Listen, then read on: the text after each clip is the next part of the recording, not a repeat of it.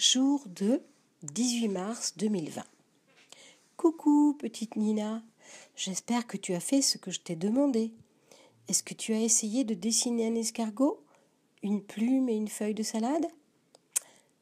Donc hier, nous avions laissé notre petit Gaspard sur la branche du cerisier. Il regardait une maman qui chantait avec sa petite fille, tandis que le papa jouait de l'accordéon. Tu t'en souviens? Oui? D'accord. Donc, sous sa plume d'oiseau, Gaspard était heureux. Il y avait plein de feuilles de cerisier à manger, et elles avaient un goût excellent. Excellent, cela veut dire que c'était super bon, comme les polpettes de Nonna Pina, tu t'en souviens? Je vais rester là, se dit-il, je me sens bien ici sur cette branche.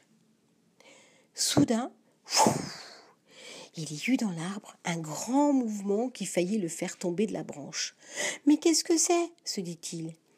Il vit alors un bel oiseau aux plumes vertes venir sur sa branche. Il se fit tout petit sous sa plume qui lui servait de maison. Le bel oiseau venait manger les cerises qui étaient bien rouges. Tu connais les cerises, Nina? Tu demanderas à ta maman de t'en montrer. Ce sont des fruits, des petites boules rouges avec des petites tiges vertes,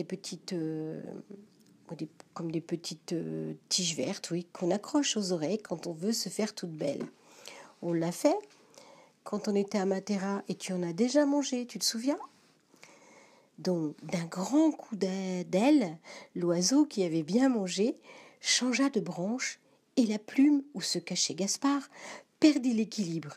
Elle allait tomber par terre lorsqu'un coup de vent la poussa sur le rebord de la fenêtre où se trouvait la petite fille qui regardait les nuages. Poc! C'est le bruit que fit Gaspard en se cognant à la fenêtre. La petite fille ouvrit de grands yeux. Oh! Elle regarda Gaspard, qui était tout étourdi, et se demanda ce que c'était comme animal. Elle n'avait jamais rien vu d'aussi joli. Une plume avec des cornes, et au bout des cornes, deux petits yeux qui la regardaient. Sa maman s'arrêta de chanter et ouvrit la fenêtre. La petite fille prit la plume dans sa main.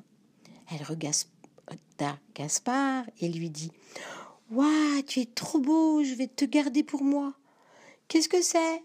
dit la maman. « Une plume qui a des petits yeux, » dit la petite fille. « Bah, c'est merveilleux ça, » dit la maman, qui avait dans sa tête tant d'histoires à raconter qu'elle n'était pas du tout étonnée par cette trouvaille incroyable. La petite fille prit la plume, s'installa dans le grand canapé marron pour observer cette chose merveilleuse. Elle la montra à ses poupées, la mit dans sa poussette et alla se promener dans la maison. Plume, plume blanche, plume, plume bleue, sur ma robe blanche, sur ma robe bleue. Gaspard, bercé par la voix de la petite fille, s'endormit sous sa jolie petite plume. Quand il se réveilla, il faisait tout noir.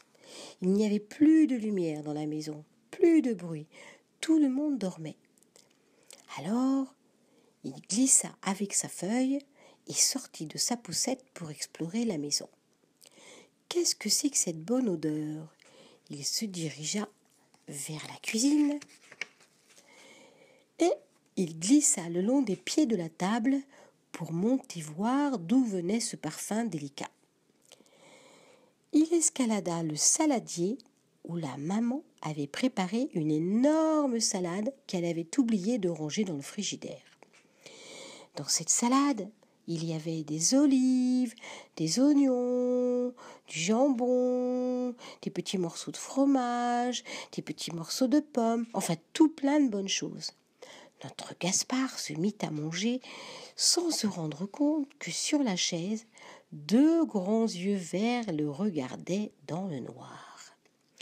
C'était Nestor, le chat de la maison, qui regardait avec étonnement cette plume blanche et bleue qui se promenait sur les feuilles de salade. Il avança sa patte pour attraper la plume, car les chats aiment beaucoup, beaucoup jouer avec les plumes. « Aïe, aïe, aïe, qu'est-ce qui se passe ?» se dit Gaspard. Je te raconterai la suite de l'aventure demain. Et en attendant, essaie de dessiner un chat avec des yeux verts et des petites cerises rouges. Ciao!